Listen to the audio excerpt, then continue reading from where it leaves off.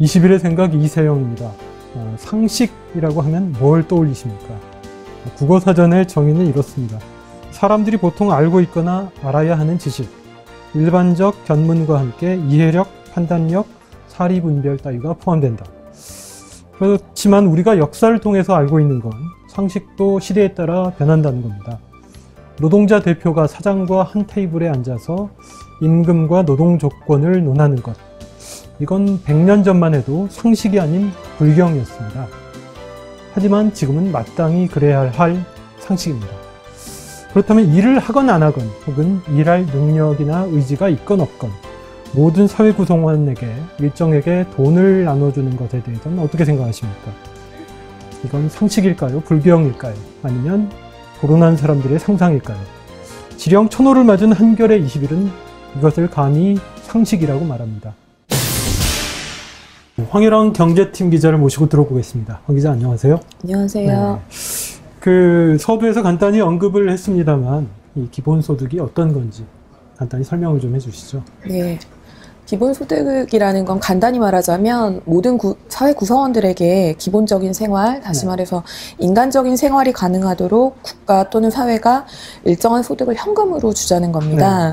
네. 보통 기본소득에서는 크게 말하는 3가지 정도의 특징이 있는데요. 첫 번째는 무조건적으로 줘야 한다는 건데 지금 기존에 있는 기초생활보장비 같은 경우에는 재산이 얼마인지, 부양가족은 있는지 이런 걸 따지잖아요. 네. 그런 것과 상관없이 그리고 또 실업급여 같은 경우에는 과거에 노동을 했던 경험이 있고 지금 구직 활동을 하고 있는지 이런 게 조건으로 붙는데요. 네. 그런 단서 조항 없이 무조건적으로 모든 국민에게 현금으로 기본 생활이 가능하도록 보조해줘야 한다는 거고요.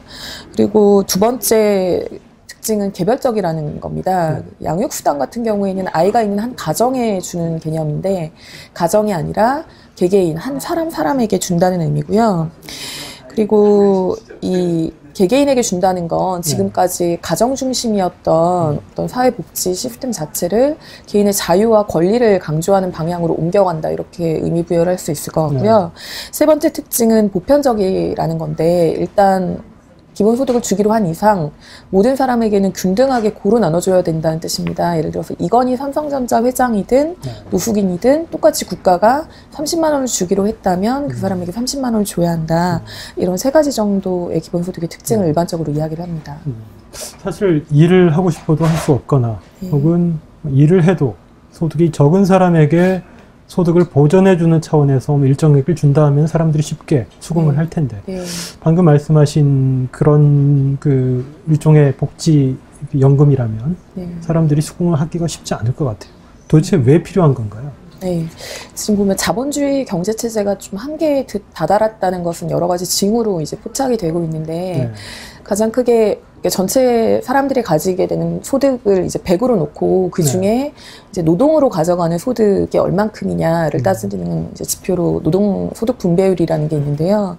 그 노동소득 분배율의 추이를 따져보면 2010년도 기준이 40년 전인 1970년도랑 비교를 해보면 한 10%포인트 정도 떨어졌다라는 걸 알 수 있는데 그건 다시 말하면 일을 많이 해봤자 그 사람이 가져갈 수 있는 노동으로 가져가는 소득 자체가 줄었다는 의미고요.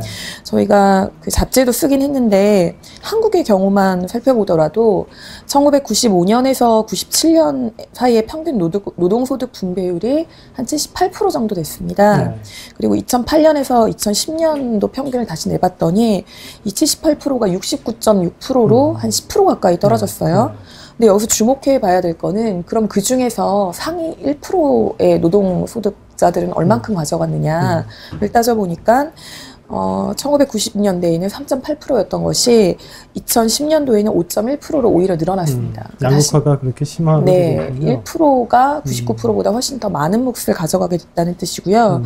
그건 다시 말하면 분배가 제대로 이루어지지 않고 있다라는 것에 대한 증거이기도 하고 그리고 또 다른 증거로 여러 가지를 보면 이제 과거에는 일하는 것이 곧 복지다라고 사람들이 생각을 많이 했잖아요. 그런데 지금은 이제 완전 고용이 이제 불가능한 시대가 됐기 때문에 내가 일하고 싶다고 해서 모두 다 일할 수 없는 박근혜 대통령도 고용률 70%를 계속 얘기하는, 강조하는 이유도 더 이상 이 시대 자체가 고용이 완전하게 100% 되는 것이 불가능한 시대에 다다랐다는 것을 증명하는 거고요. 그리고 일을 해도 또 문제인 것이 한겨레 21이 이제 한국 국민들을 이제 100명을 기준으로 인구 구성 분포를 한번 따져봤더니 100명당 한 경제활동을 하는 인구가 한 60명 정도 되거든요.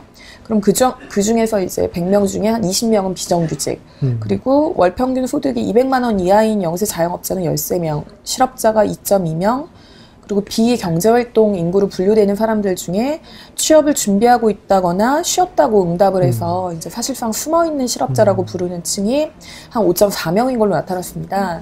이 사람들을 다 합치면 이제 불안정 노동자라고 부르는데, 이 불안정한 노동자들이 한 100명 중에 41명은 된다라고 보면 됩니다. 고용 없는 성장이라고 하는 것들이 이제 하나의 보편적인 추세가 되고, 이 상황으로 가면은 더 이상 일을 하고 싶어도 할 수 없는 사람들이 계속 늘어날 수밖에 없는 상황이 아닌가. 그래서 이런 소득도 필요한 게 아닐까, 이런 생각도 들고요. 실제로 근데 기본소득을 지급한 사례가 있나요? 네, 몇몇 나라들의 실험이 있는데요. 미국 알래스카에서는 1976년에, 알래스카는 굉장히 석유가 풍부한 지역이잖아요. 그래서 석유를 판매한 수익의 한 25%, 최소 25%를 연구기금으로 적립을 하자라는 시스템을 만들었고요. 1982년부터 주민 한 사람당 그 연구기금에서 이제 매번 이익이 나는 것에 대해서 배당을 줬습니다. 그래서 평균적으로 적게는 한 $1,000에서 많게는 $3,000까지 주민 1인당 배당액을 가져갈 수가 있었고요. 이것이 가지는 의미는 뭐냐 하면, 주 정부가 가지고 있는 그 석유 자원이라는 것이 사실 따지고 보면은 사회적인 공공재의 의미가 있고, 그 공공재를 주정부가 가지고 있긴 하지만 거기서부터 나오는 이유는 모든 구성원들이 다 같이 나눠 가져야 한다라는 의미가 있고요. 그리고 브라질 같은 경우에는 현재 볼사 파밀리아라고 빈곤층에게 현금을 지원해주는 우리나라 이제 기본 생활보장비와 비슷한 개념, 기초 생활비와 비슷한 개념의 제도가 시행 중인데, 2004년도에 이를 모든 시민에게 그 빈곤 여부와 상관없이 확대하는 그 시민기본소득법이라는 법안이 새로 제정이 됐습니다. 근데 이제 재정 문제 때문에 아직 실제 시행이 되고 있지는 못하고요. 그리고 기본소득제도가 또 주목받기 시작한 게 작년에 스위스에서 한 국민 12만 명 정도가 헌법을 개정하자라는 발의안을 냈어요. 그래서 그에 따라서 이제 국민투표에 몇 년 후에 붙여지게 되는데, 그 주된 내용이 뭐냐 하면, 국가가 국민에게 모두 다 기본소득을 줘야 할 의무를 지닌다, 이런 내용을 헌법을 개정하자라는 내용이고, 스위스 같은 경우에는 우리나라 돈으로 한 290만 원 정도 한 사람당 주자라는 이야기가 논의가 되고 있고요. 실제로 스위스 물가가 좀 비싸서 이 정도 수준이면 최저생계비보다 조금 더 위에 오르는 선이라고 합니다. 그리고 뭐 아프리카 나미비아 같은 경우에는 한 가난한 마을에서 주민 한 930명에게 우리나라 돈으로 한 15,000원쯤 되는 기본소득을 6개월 동안 지급한 일이 있었는데, 한 달에 15,000원씩. 굉장히 가난한 나라였고 사람들이 일자리가 많지 않았는데 기본소득을 받게 됨으로써 일을 더 하지 않는 것이 아니라 실업률이 오히려 낮아지고 국민들의 소득은 더 높아지는 실험 결과도 있었습니다. 배짱이를 만드는 게 아니라 오히려 개미들을 만들어냈군요. 근데 일부 우려가 있다고 들었어요. 그러니까 국가가 나서서 일정액을 소득으로 보전을 해주면 기업들로서는 임금 인상을 억제하거나 혹은 실질 임금을 삭감하게 되는 결과를 가져오지 않겠느냐. 근데 어떤가요? 그런 우려 같은 경우에는?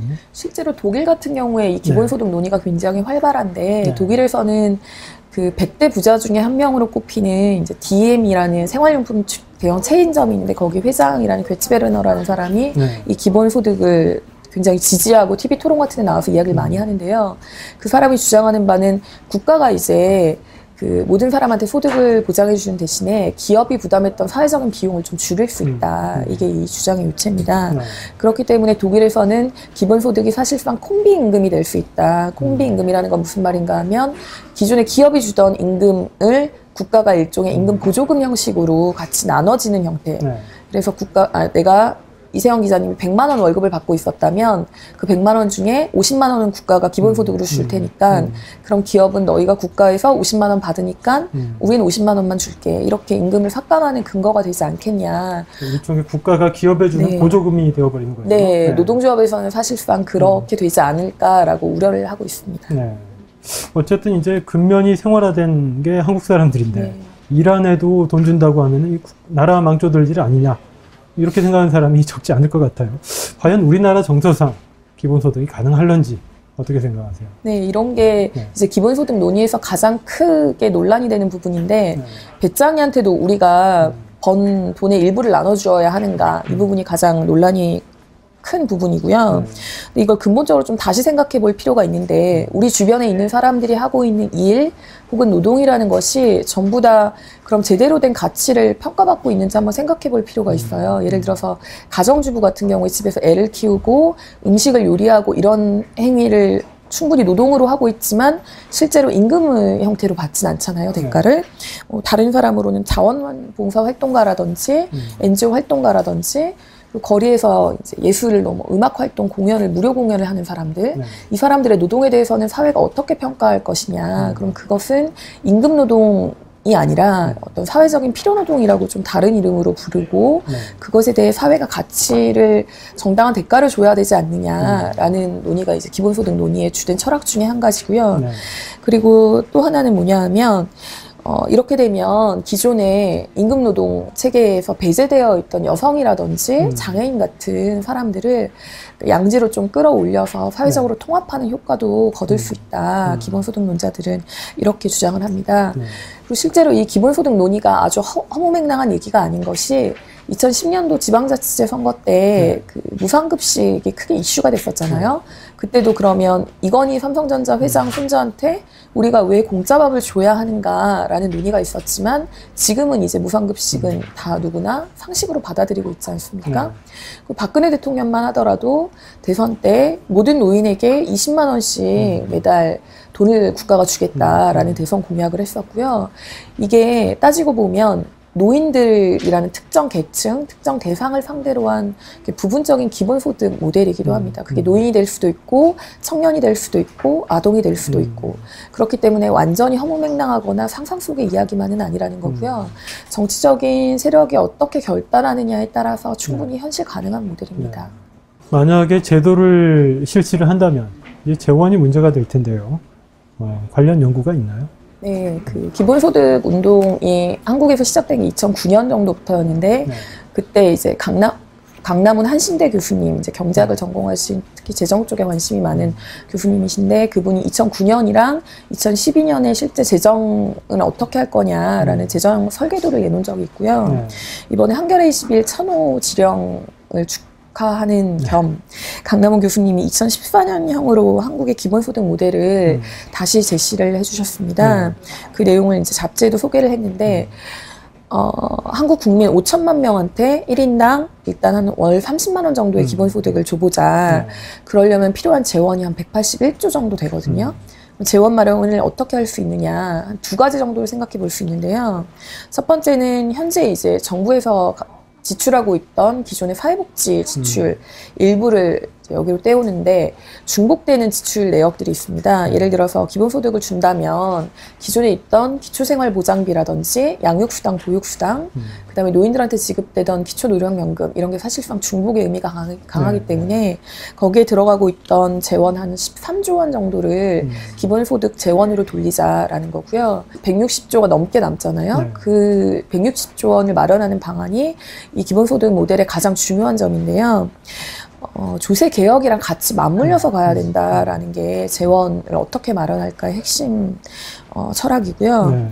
가장 주목할 부분은 이제 토지세라든지 생태세 이런 식으로 기존의 이제 불로소득에 대해서 좀 다른 형태의 세금을 매겨보자는 거예요. 그리고 그 증권 양도소득세 이런 새로운 세원을 마련을 해서 그 돈을 그 기본소득세의 재원으로 삼자는 거고 뭐 예를 들어서 지하에 그 박근혜 대통령도 대선 때 얘기했던 지하경제 양성화를 얘기했는데 지하에 숨겨져 있는 돈 한 250조 원이라고 친다면 거기에 세원을 포착을 해서 한 10%대로 세금을 부과를 해도 한 25조 원이 나오거든요. 그러니까 이런 식으로 해서 한 160조 원을 새로 마련하자라는 내용입니다. 불가능한 일이 아니다.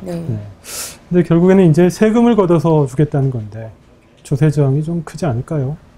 예, 한국 상황 보면 예전에 종부세 논의 때도 그랬지만 사실 세금 폭탄이다 이런 것들이 사람들의 이제 조세 저항을 굉장히 크게 불러오는 어떤 하나의 이데올로기가 되는데요.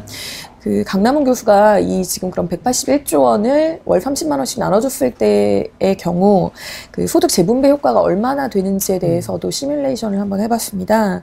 그 결과를 보면 이제 기본소득세 납부금이랑 그러니까 각각 그 가구별로 부담해야 되는 생태세, 이건 이제 소득에 비례해서 간다라고 가정을 한 상태에서 시뮬레이션을 한번 돌려봤더니 평균 가구 소득이 0에서 100%로 이제 구간을 다 잘게 쪼개보면 85% 수준 이상, 그러니까 상위 한 15% 정도, 15% 정도인 가구에 한해서만 내는 세금이 받는 기본소득보다 더 많다라는 결과가 나왔고요. 그러니까 실제로 평균 가구 소득이 우리나라를 따지면 지금 한 3,700만 원대 정도 나오는데 3,975만 원 연간 이렇게 버는 가족의 경우에 평균적으로 가족 구성원이 한 3명, 3.07명 정도 된다라고 가정을 하고 기본소득세로 한 연 718만 원을 내고요. 1,107만 원을 받는 걸로 나옵니다. 그럼 이렇게 되면 한 389만 원 정도가 남는 셈이고요. 다시 말하면 상위 소득 굉장히 높은 소득을 내고 있는 사람들이 세금을 더 많이 걷어서 이걸 사회 구성원들한테 고루 나눠준다 이렇게 보면 됩니다. 한 기자나 저는 뭐 세금을 더 낼 걱정은 안 해도 되는 거군요. 네. 알겠습니다. 진보 진영 안에서도 이제 이 기본소득을 둘러싸고 견해가 엇갈리는 것으로 들었는데요. 뭐 최저임금을 인상하거나 혹은 기존의 사회복지제도의 사각을 메우는 게 우선이 아니냐 이런 의견도 있다고 들었는데 어떤가요? 네, 진보 진영 안에서도 사실 이 기본소득이라는 논의 주제를 놓고서는 굉장히 입장이 다양하고 복잡한데요. 따지고 보면 지금 우리나라가 서구 유럽에 비하면 스웨덴이라든지 핀란드 같은 나라에 비하면 아직 굉장히 복지 수준이 낮은 편인데 한 단계 한 단계 차근차근 밟아 올라가야지 그렇게 점프업 할 수 있겠느냐 사실 이 문제거든요. 그러니까 서구처럼 이 정도의 100%의 수준에 어떻게 도달할 것인가 보편복지론자들 이제 무상급식이라든지 무상보육 이런 걸 주장하셨던 분들 같은 경우엔 단계적으로 가자라는 얘기를 하고요. 예를 들어서 지금 아까도 말씀드렸지만 복지의 사각지대가 굉장히 많잖아요. 그럼 그 사각지대를 어떻게 점점 없애가느냐. 예를 들어서 기초생활보장비라든지 공공부조를 받는 사람이 인구의 3%밖에 안 되는데 최저생계비를 올리고 부양의무제를 폐지하고 이런 방식으로 한 수급자를 500명까지로 늘리자. 이게 하나의 대안이 될 수 있지 않겠냐. 그리고 실업급여에서 영세 자영업자라든지 아르바이트 노동자들이 수급권을 가지지 못했다면 그 사람들한테도 실업급여를 주자. 그러면 사각지대가 또 메워지지 않겠냐. 그래서 기존 틈새를 조금씩 줄여나가는 것이 상위 계층부터 낮은 계층까지 쭉 깔아서 다 월 30만 원을 일괄적으로 주는 기본소득보다 사회적으로 설득력을 더 가질 수 있다. 이렇게 주장을 하고요. 그에 대해서 기본소득론자들 같은 경우에는 그 기초생활보장비라든지 실업급여라든지 다 일일이 따져봐야 되잖아요. 이 사람의 자산은 얼마고 조사를 해봐야 돼요. 그렇죠. 부정수급하는 것은 없는지 다 일일이 따져봐야 되기 때문에 행정비용이 굉장히 많이 드는데 기본소득은 묻지도 따지지도 않고 주는 것이기 때문에 행정비용이 없다. 이런 것이 경제적으로 굉장히 경제적이다라는 얘기를 하고요. 그리고 또 분배 역설이라는 얘기를 하는데 많은 사람한테 주는 것이 그 지출 규모 덩치가 더 커지기 때문에 궁극적으로는 재분배를 달성하는 데 더 유리하다. 이렇게 주장을 합니다. 잘 알겠습니다. 황 기자 수고하셨습니다. 네, 감사합니다. 혹시 무성애자라는 말 들어보셨습니까? 간단히 말하면 상대가 동성이건 이성이건 상대에 대해서 어떤 성적인 끌림도 당하지 않는 사람들을 말합니다. 최근 우리 사회에도 무성애자들의 온라인 커뮤니티가 생겨나고 관련 서적도 출간되면서 작은 반향을 불러일으키고 있는데요. 한겨레 21일 우리 사회의 무성애자들을 처음으로 만났습니다. 모두가 나서서 욕망에 솔직해져라 라고 말하고 매체와 담론들은 성욕을 조장하고 찬미하는 이 과잉 성애 사회에서 무성애는 어떤 존재 의의를 지닐까요? 21의 생각 오늘은 여기까지입니다. 지금까지 진행의 이세영이었습니다.